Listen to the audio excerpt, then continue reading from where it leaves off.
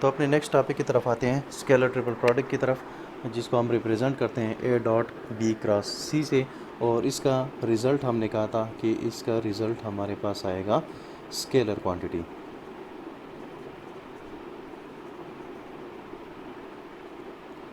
Scalar quantity क्यों आएगा उसको मैं एक्सप्लेन करता हूँ, लेकिन पहले देखते हैं कि हम इस फार्मूले को कैसे लिख सकते हैं।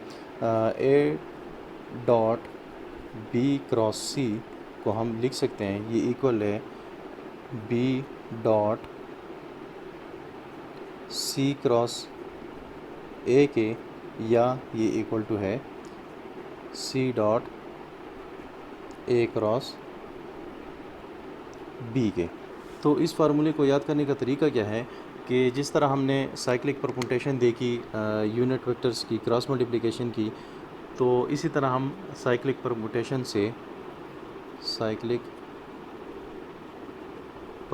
से ये फार्मूला सेट कर सकते हैं।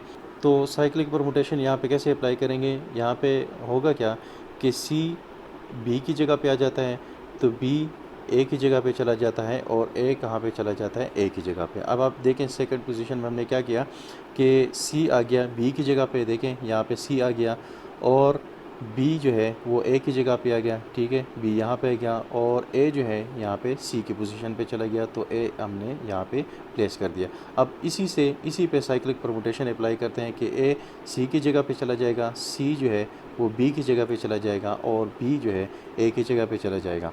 अब आप देखें कि ए सी की जगह पे चला गया है, ठीक है, यहाँ पे पहले सी था, अब यहाँ पे ए हो गया।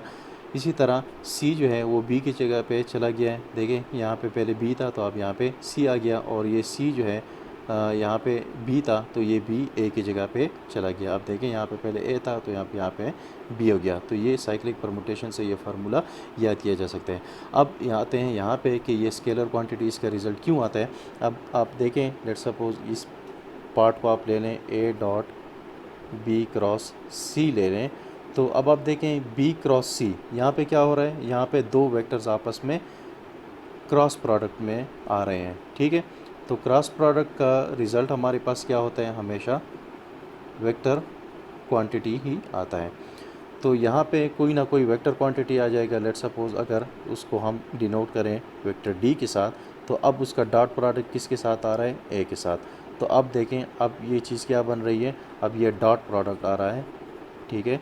अब ये डॉट प्रोडक्ट बन गया है बिटवीन ए एंड डी, और डॉट प्रोडक्ट का रिज़ल्ट हमेशा स्केलर क्वांटिटी ही आता है, ठीक है। अब इसको फाइंड कैसे करेंगे कि हमारे पास 3 वेक्टर्स गिवन हो, वेक्टर ए गिवन हो, ए एक्स, ए वाई और ए जेड। इसी तरह वेक्टर बी है, बी एक्स, बी वाई और बी जेड। और इसी तरह वेक्टर सी है, सी एक्स, सी वाई और सी जेड। तो हम इसको फाइंड कैसे करेंगे, इसको भी फाइंड करने का तरीका जिस तरह क्रॉस प्रोडक्ट का था, इसी तरह हम एक मैट्रिक्स बनाएंगे ए डॉट बी क्रॉस सी का, ठीक है। उसी तरह डिटर्मिनेंट फाइंड करेंगे, लेकिन क्रॉस प्रोडक्ट में हमने टॉप की रो में क्या लिखा था, यूनिट वेक्टर्स यूनिट वेक्टर हमने लिखे थे। यहाँ पे क्या करेंगे, ए वेक्टर के कंपोनेंट्स लिखेंगे, ए एक्स, ए वाई, ए जेड। सेकंड रो में हम बी वेक्टर के कंपोनेंट लिख लेंगे, बी एक्स, बी वाई और बी जेड। और थर्ड रो में हम सी वेक्टर के कंपोनेंट लिख लेंगे, सी एक्स, सी वाई और सी जेड। तो इसका जो डिटर्मिनेंट आएगा वो आपके पास क्या होगा, स्केलर ट्रिपल प्रोडक्ट होगा। और इससे हम क्या फाइंड कर सकते हैं, जिस तरह ए क्रॉस बी हमें क्या दे रहा था, एरिया ऑफ पैरेललोग्राम दे रहा था, तो ए डॉट बी क्रॉस सी से हमें क्या मिलता है, वॉल्यूम ऑफ पैरेलल पाइप्ड।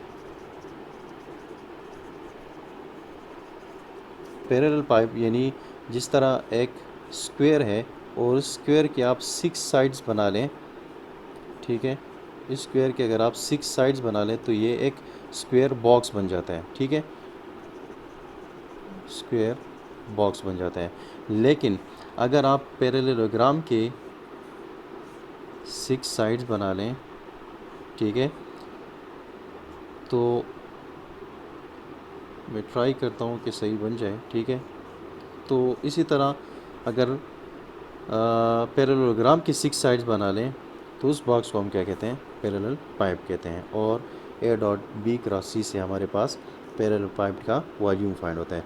तो अगर आपके पास कोई भी वेक्टर्स हो, अगर आप ये लें, ठीक है, तो इस केस में आप क्या करेंगे, इस केस में टॉप की रो में बी के कंपोनेंट्स प्लेस करेंगे और सेकंड रो में सी के कंपोनेंट्स प्लेस करेंगे और थर्ड रो में आप ए के कंपोनेंट प्लेस करेंगे यहाँ पे। तो तरीक़ेकार वही होगा, जो भी वेक्टर पहले आ रहा है उसके कंपोनेंट्स को पहले लिखें, नेक्स्ट जो वेक्टर आ रहा है सेकंड रो में उसके कंपोनेंट लिखें और थर्ड जो वेक्टर आ रहा है उसके कंपोनेंट्स आप थर्ड रो में लिखें। तो अपने लास्ट टॉपिक की तरफ आते हैं, वेक्टर ट्रिपल प्रोडक्ट की तरफ, जिसको हम रिप्रेजेंट कर रहे हैं ए क्रॉस बी क्रॉस सी से, और इसका रिज़ल्ट हमारे पास आता है वेक्टर क्वांटिटी। तो ये वेक्टर क्वांटिटी क्यों आता है इसको भी मैं अभी एक्सप्लेन करता हूँ। तो पहले देखते हैं कि ए क्रॉस बी क्रॉस सी को हम एक्सपेंड कैसे करते हैं। अगर कोई भी 3 वेक्टर्स गिवन हो ए बी और सी, तो स्केलर ट्रिपल प्रोडक्ट तो हमने फाइंड कर लिया। वेक्टर ट्रिपल प्रोडक्ट कैसे फाइंड करेंगे, हमारे पास A cross B cross C जो है ये किसकी इक्वल है, B into A dot C हो जाएगा minus C into A dot B. अब आप देखें यहाँ पे सिंपल मल्टीप्लिकेशन हो रही है जबकि यहाँ पे डॉट की मल्टीप्लिकेशन हो रही है। इसी तरह यहाँ पे भी सिंपल मल्टीप्लिकेशन है और यहाँ पे डॉट की मल्टीप्लिकेशन है।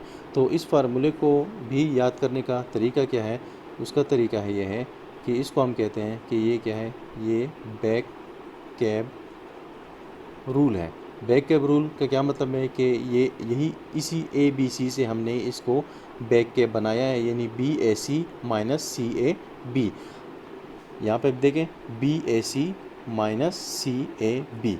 अब आपने सिर्फ बैक कैब याद रखना है, B A C minus C A B, और फिर आपने क्या करना है कि बी जो है ये सिंपल मल्टीप्लिकेशन में है जबकि नेक्स्ट दो जो हैं वो क्या है, डॉट मल्टीप्लिकेशन में है। फिर माइनस आ गया, फिर आपने क्या करना है, सी लिखना है। सी जो है वो सिंपल मल्टीप्लिकेशन में है और फिर ए और बी का डॉट प्रोडक्ट है, ए डॉट बी। तो ये बैक कैब रूल याद रखें, आपको इसका ये फार्मूला भी याद हो जाएगा।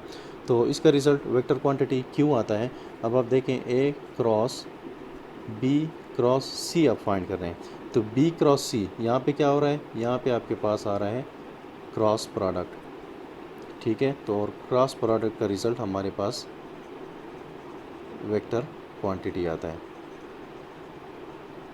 ठीक है। यहाँ पे कोई भी वेक्टर क्वांटिटी आ गई और उसके लेट सपोज आपने डी से डिनोट किया, तो अब उसका क्रॉस प्रोडक्ट किसके साथ आ रहा है, ए के साथ। तो ए क्रॉस डी, अगेन हमारे पास क्रॉस प्रोडक्ट आ गया और क्रॉस प्रोडक्ट का रिज़ल्ट हमारे पास वेक्टर क्वांटिटी आएगा।